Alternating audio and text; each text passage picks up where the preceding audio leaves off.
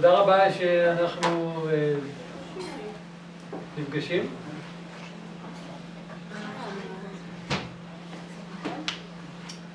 אם נראה נכון, נגיד שמות. בסדר? אז... אני איתי. נועה. דוד. רוני. תומר. חיה. נחמה. נילי. היה קשה לך גם לא להגיד משהו אחר. אבנר. נעמה. אבנר. עמי. את יאיר אתם שמעתם? אז הם פשוט נון, בגלל זה נון, נעמה, נילי, נחמה. אז... אוריאל ומדון. אוקיי, אני היום שמעתי הרבה על אות נון. תראו, משפחה מבחינתי זה נושא שאולי ידוע לכם ואולי לא. נושא שהפסיכולוגיה עוסקת בו כמעט כדבר מרכזי. זה אולי הדבר שכשמדברים על חיים נאותים של אדם, התחום המשפחתי, הנושא המשפחתי, חוזר, נידון, נבדק, מוצע. אני חושב שזה תחום שכמו כל תחום משמעותי, כדאי להעמיק בו. כיוון שאם יש תחום שעושה לנו הרבה מאוד רגשות והרבה מאוד תהליכים, כדאי ללמוד אותו ממקום חכם, מקום עמוק. ומכאן והלאה אני מעביר את זה לאיתי.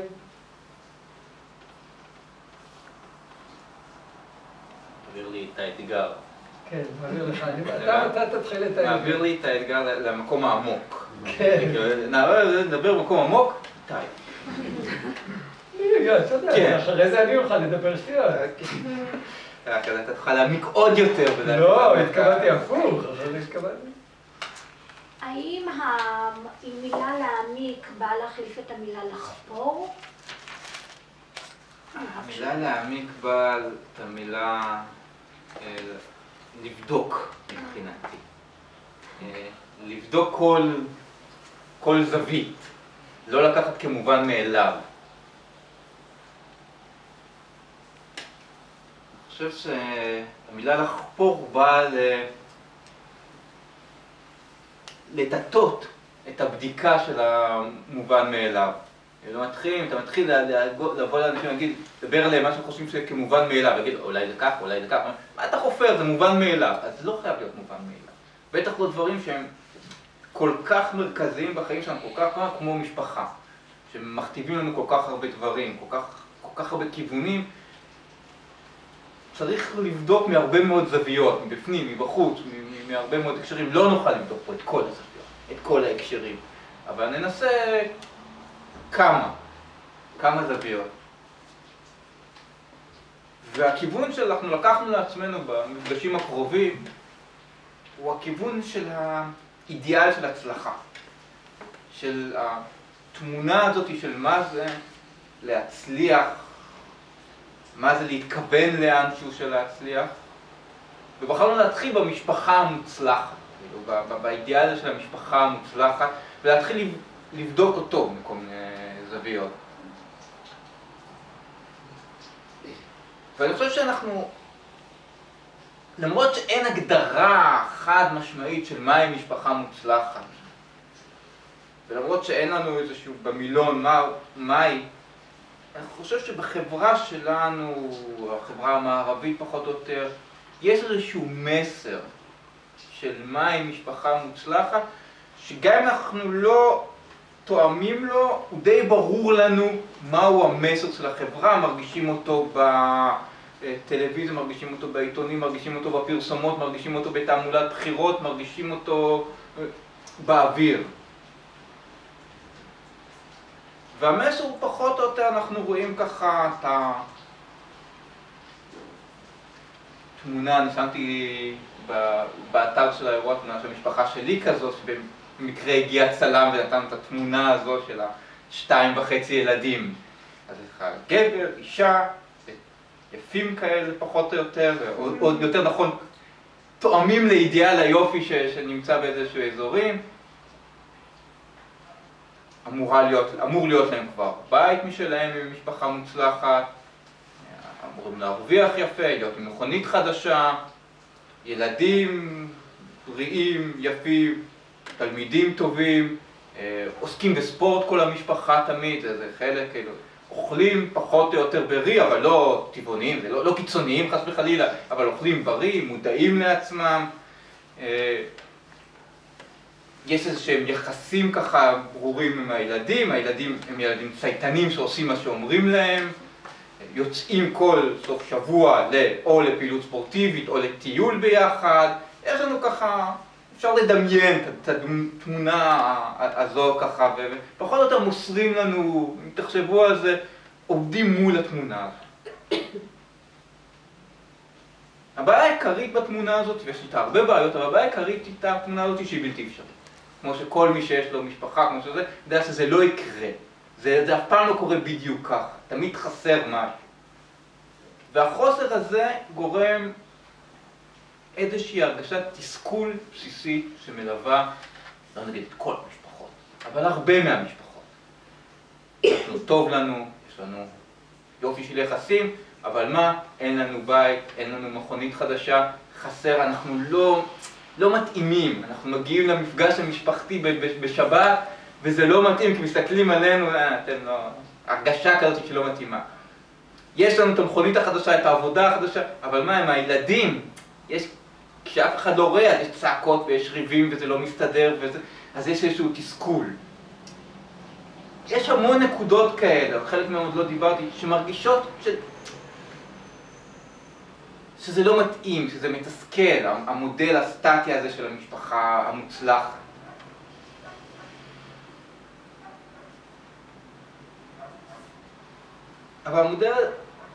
אבל הבעיה פה היא לא רק שאנחנו לא מצליחים להגיע אל המודל הזה, אלא שהמודל הזה הוא בעצם היותו מודל סטטי, הוא שקר.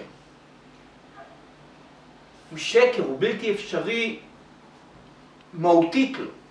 הוא בלתי אפשרי כי הוא לא יכול להתקיים בחיים תמונה סטטית כזו.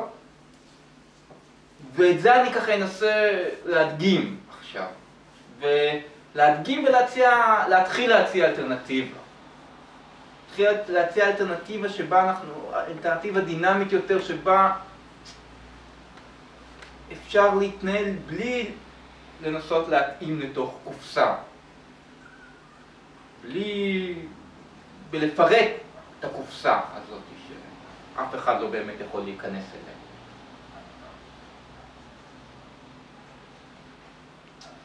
אני אעשה את זה בדרך של חוויה שאני עברתי.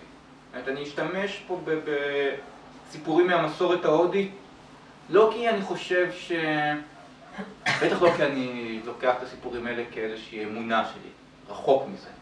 וגם לא כי אני חושב שהמסורת ההודית היא המסורת האידיאלית שאנחנו צריכים לחיות לפיה. יש הרבה בעיות במסורת ההודית, לא זה המקום לפרט אותה. אלא פשוט כמו שאמרתי, החוויה שאני עברתי היא דרך פרשנויות של הסיפורים האלה, דרך עבודה איתם להיפתח לכיוונים חדשים, ואת זה אני אנסה לחלוק איתכם.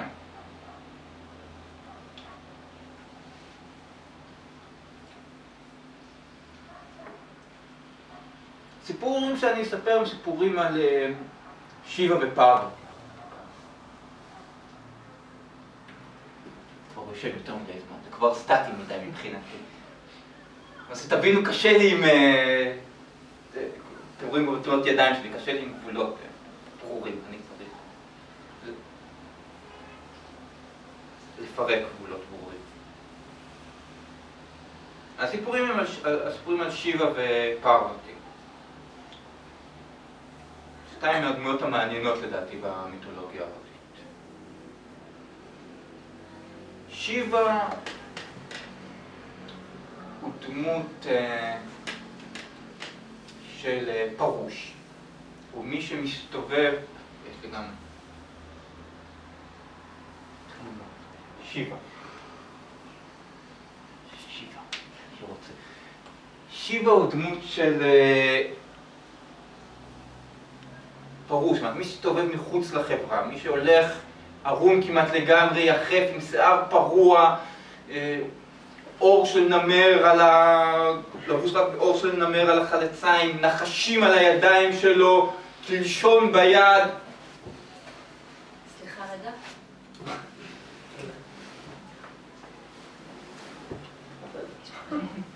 באמת יוגי ששקוע בשנים על גבי שנים של מדיטציה, דמות שוליים, דמות של מתבודד.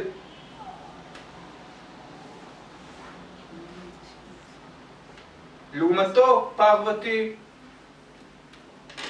מייצגת את אשת המשפחה המושלמת.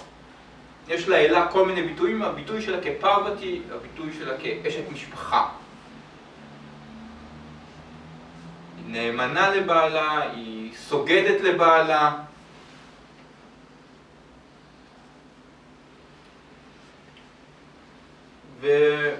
וברוב הסיפורים הייעוד הגדול שלה הוא להוליד ילד לשיבה.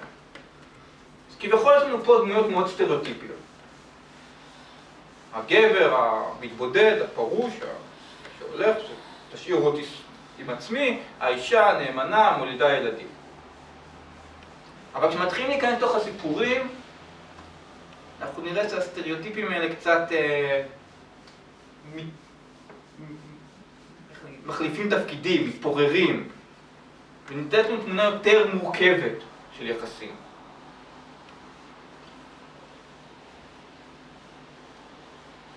אם אפשר לדבר על התחלה במיתולוגיה, ואי אפשר לדבר באמת על התחלה במיתולוגיה או בחיים בכלל, תמיד לכל דבר כמו שקודם, אבל אם אפשר לדבר על התחלה, אז ההתחלה של הסיפור של שיבה ופרוורטי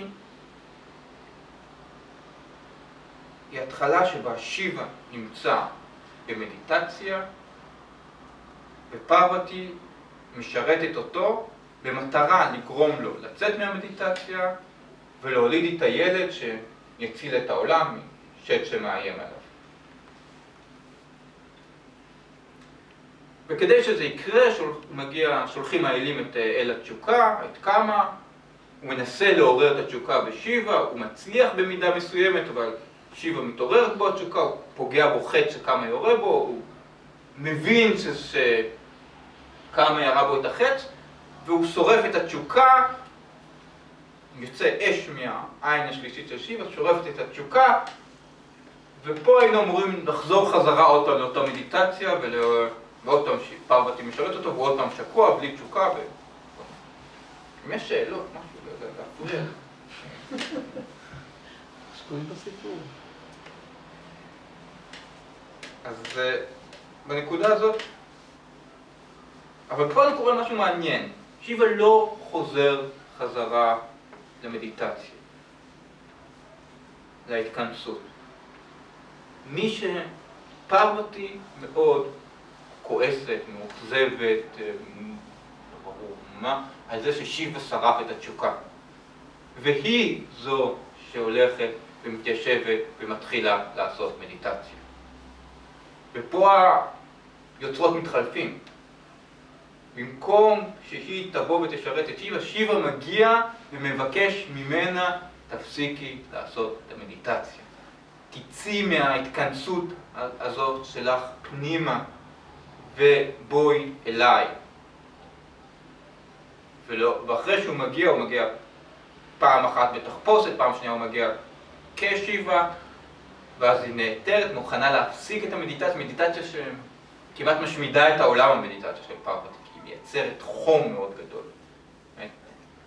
אין חיים בלי אותו חיבור ביניהם. היא מוכנה לצאת מהמדיטציה ולנוע אל שיבה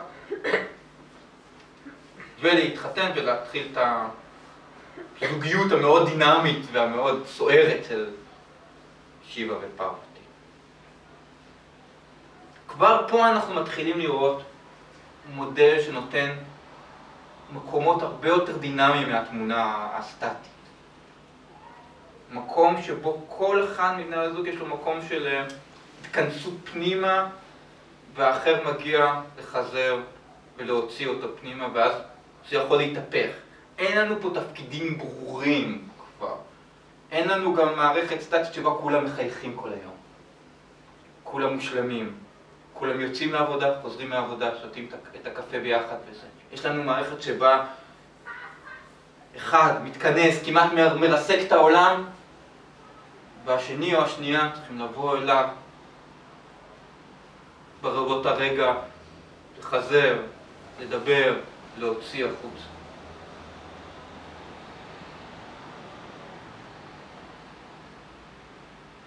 זה כבר מקום מעניין.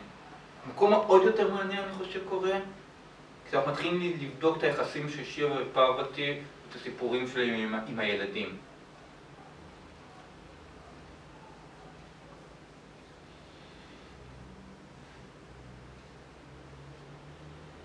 שיבה ופרותי מיוחסים שני ילדים.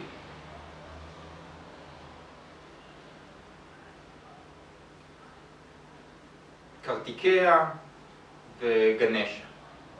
נתחיל מהפחות, או גנש בהגייה ההינדית. נתחיל מהפחות... שיבה ופרותי. פרותי.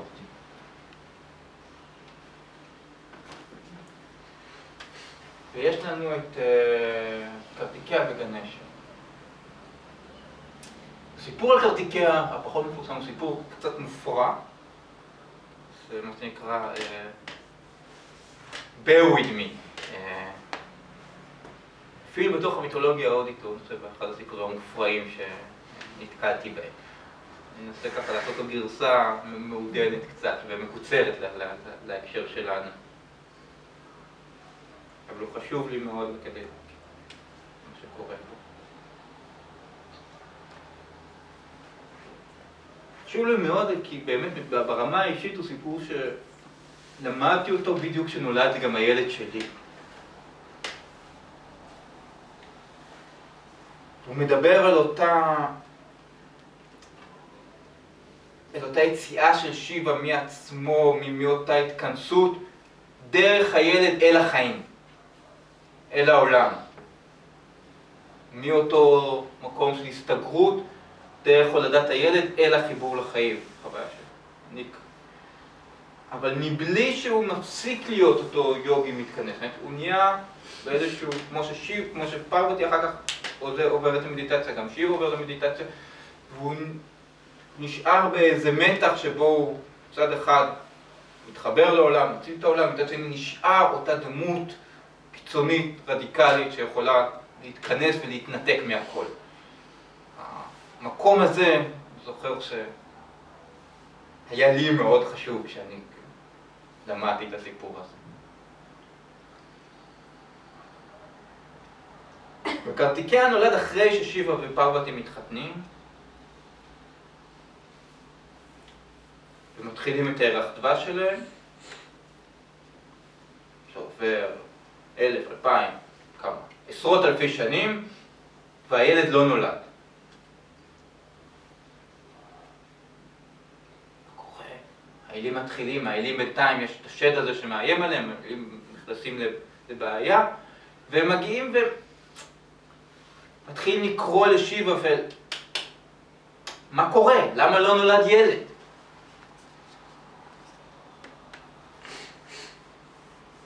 ואז שיבה מופיע לפניהם, ואומר, אל תדאגו, מה שצריך לקרות, יקרה. שהוא לוקח ומפיל את הזרע שלו על האדמה. והאלים, אל האש, שהוא נחשב הפה של האלים, הופך לציפור ובולע את הזרע של שיבה, שמעבר באותו רגע את כל האלים. אבל הם לא יכולים להכיל את הזרע של שיבה, והם פולטים אותו החוץ. והוא מתחיל לעבור מהאלים אל הרוח, מהרוח אל ההרים, מההרים לנחלים, מהנחלים לאגמים, מהאגמים יוצא החוץ. כל מקום לא יכול להכיל אותו, בוער בתוכם. מהנחל הוא יוצא לגדת הנהר על היער, בגדת הנהר, איכשהו נופל, צומח לפתע הילד קרטיקיה.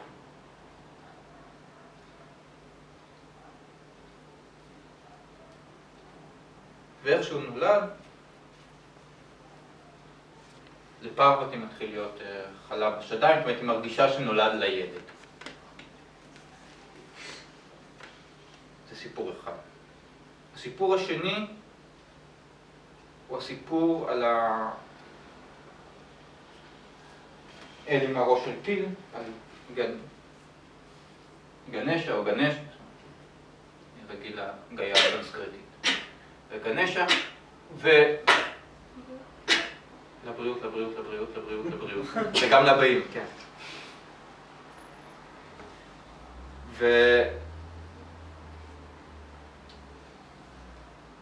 גנשה נולד בצורה מאוד מעניינת, הוא נולד מהלכלוך של פרוותי.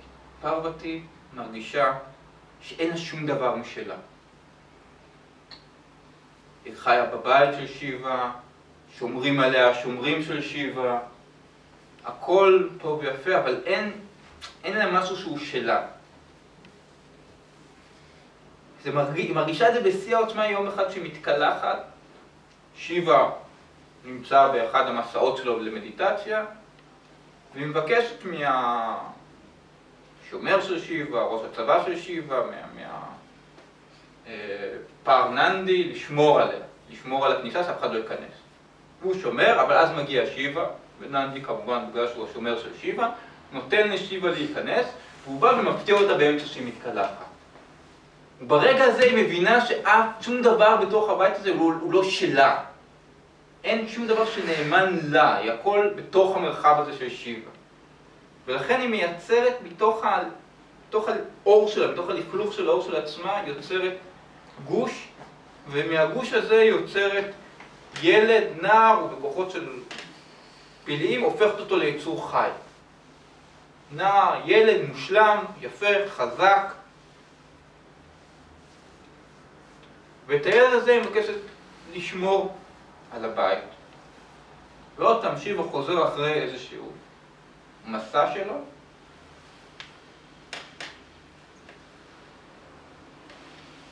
והוא רואה איזה ילד נער כזה שומר על הכניסה, הוא לא יודע מי הוא, ולא נותן לו להיכנס. אמרו לי שאסור לי לתת לאף אחד להיכנס.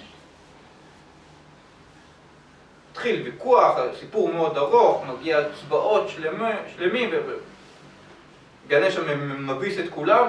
בסופו של דבר, שיבה עורף לו את הראש, ועורף אותו למרחק כזה שהראש עף ועובד. כאשר פרוותי רואה את זה, היא מרגישה את הכאב, רק את הכאב שאמא יכולה להרגיש שהרגו לה את הבן. והכאב הזה מוציא ממנה את הכוח הנשי שמתבטא במיליוני אלות קטנות שהורסות את העולם. באים כל האלים לשיבה, תראה מה עשית. העולם הולך להיהרס עכשיו. ואז הוא הולך, עורף, שולח שליחים, עורף ראש של פיל, שם את הראש של פיל על הילד, מחיה אותו, נולד גנשה. ראיתם, יש גם תמונה, אחת בתמונה של פרוותי שחיירתי לכם, היא יושבת עם גנשה עליה ככה, בתור תינוק. יש גם, כן, תמונה הזאת. יש גם תמונה יפה שבה היא שראיתי באינטרנט שהיא מניקה אותו. הוא עם הראש של פיל והיא מניקה אותו.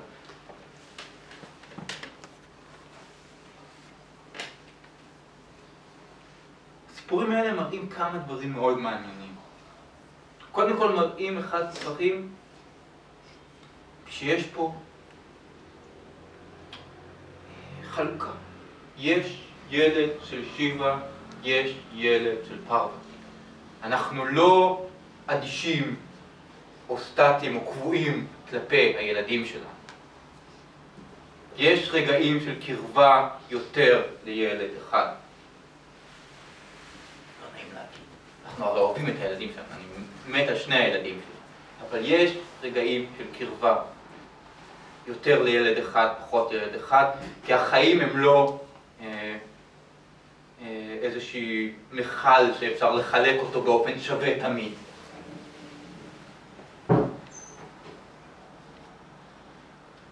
לא רק שיש איזושהי קרבה יותר אחד לשני של כל אחד. הילדים פה מופיעים כמה ממלא תפקיד בשביל ההורים. בלי להתנצל על זה. קרטיקיה נולד להיות לוחם. הוא נולד להביס את השד, זה תפקידו, לכן הוא נולד, בשביל זה הוא נולד. גנשה, באופן יותר בולט, נולד כדי שלפרותי יהיה ילד שיהיה לה תכלית, שיהיה לה דבר משלה.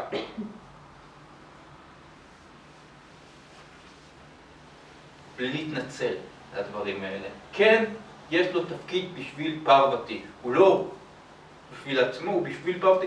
הוא נותן לה משמעות, הוא נותן לה מקום.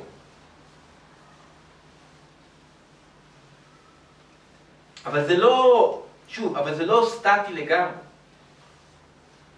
זה נכון שקרטיקיה קרוב נולד משיבה, או כמו שאמרנו, נולד מהזרע של שיבה, הוא כמעט לא קשור לפרותי.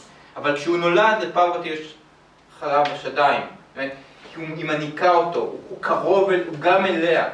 התמונה פה היא תמונה שזזה. יש רגעים של קרבה אחרים כל הזמן. וגם גנשה בתמונות שאין לי פה מופיע הרבה פעמים ככה. בעצם יש לי למה אני אומר שאין? תמונה יפה של גנשה רוקד יחד עם שיבה. ביחסים מאוד קרובים, בכיף מאוד גדול, גם יש תמונות שבהן מופיע מחובק על ידי שיבה. אין פה איזושהי, את הסטטיות הזאת של יושבים ככה, כולנו אותו דבר, כולנו באותם יחסים, כולנו הילדים וההורים, אלא משהו הרבה יותר דינמי, יש קרבה, יש התרחקות בין בני הזוג, בין הילדים, בין ההורים. וזה בסדר, וזה זז. והילדים ממלאים תפקיד מסוים, הם לא אלה שאנחנו לוקחים אותם לטיול פעם ומתפקדים איתם כמו איזה, אני יודע, כלב, צריך לקחת אותו לטיול. צריך להוציא אותם. צריך לעשות איתם ספורט. להוציא אותם שהם לא היו כל היום בבית מול המחשב, להוציא אותם כמו... הילדים פה, כן, הם ממלאים בשבילנו תפקיד, אבל התפקיד יכול להשתנות. גנשה אומנם מתחיל באמת כמי שנותן לפרותי מקום, אבל הוא גדל והופך להיות ישות מאוד חשובה בפני עצמה.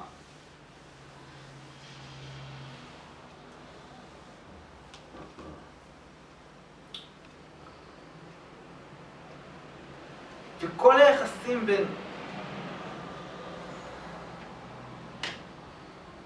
בין שיבה לפרותי הם יחסים שממשיכים להיות מאוד דינמיים. הסיפורים הם ממשיכים להיות סיפורים שבהם שיבה... יש סיפורים על משחק הקובייה. שיבה משחק עם פרותי קובייה ומפסיד. והוא מפסיד אז היא צוחקת עליו, הוא מתרגז, הוא עוזב, היא מחזירה אותו. זה אחרי שהם כבר בזוגיות. אין את ה-happily ever after. והם חיו באושר ואושר. התמונה היא לא כזאת, וכל מי שמכיר אותה, כל מי שחי פעם בזוגיות יודע שהתמונה הזאת היא לא קורית. יש ריבים, הוא עוזב, הוא חוזר, הכל, הילדים באים, הולכים, יש ריבים, יש התקרבויות, יש קרבה בין ילד אחד, יש תחרות, יש סיפור על תחרות בין גנש לקרטיקיה, מי יגיע ראשון אל פרותי. כמה סימבולי. סיפור יפה.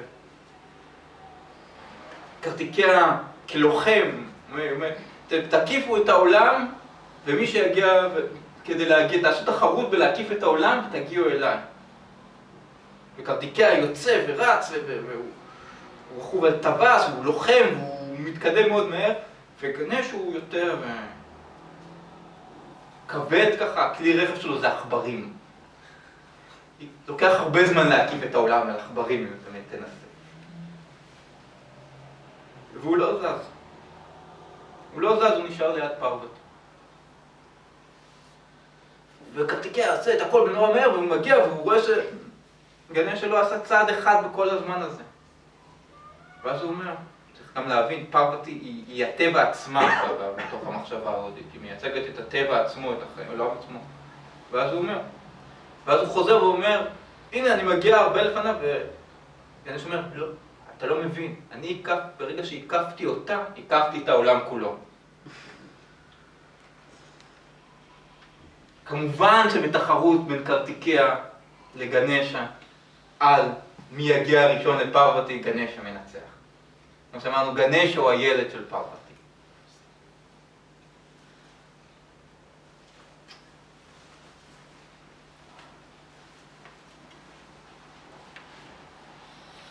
עד פה שאלות, תהיות, כעסים, צעקות. אולי לא צעקות, אבל כן שאלה. כן. אני מנסה להבין, הסיפור הזה של התחרות, איפה זה התחיל, מי הציע, מה היה היוזמה? אני לא... האמת שאני מכיר את הקטע, את הסיפור עצמו, אני צריך למצוא אותו בהקשר הרחב שלו. כמו שאני תמיד אומר, חלק מהסיפורים אני קראתי במקורות, חלק מהסיפורים למדתי, חלק מהסיפורים אני לא זוכר מאיפה אני אפילו יודע אותם. זה אחד מהסיפורים שאני אפילו לא זוכר מאיפה אני יודע אותם. אני שמעתי אותו איפשהו ואני אפילו לא זוכר באיזה, אז אני לא מכיר את כל הקשרים, אבל כמו שאני שמעתי אותו, זה פרותי מציעה שהם יעשו תחרות במין משחק כזה בין ילדים. מי מגיע אליי קודם? מי מקיף את העולם ומגיע אליי קודם? אני זוכר, אני יודע שאני עושה משחקים כאלה לפעמים עם הילדים. מי מגיע קודם?